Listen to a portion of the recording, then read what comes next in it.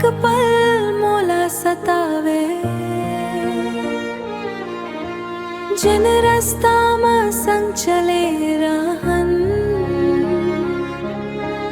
आज ही रास्ता रुलावे।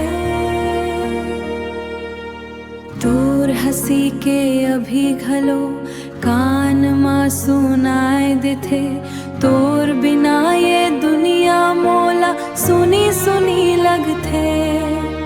काबर माया करके छोड़ गेस, मोला अकेला कर गेस। तोर बिना अब मोर जिंदगी अंधियार में डूब गेस। तोर बिना जियत नहीं लागे, दिल मोर रोवत रही थे। तोर माया के याद में हर पल मन मोर तड़पत रही थे।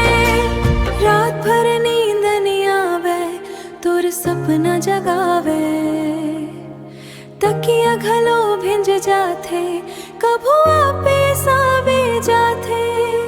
मोर मायाला समावे का,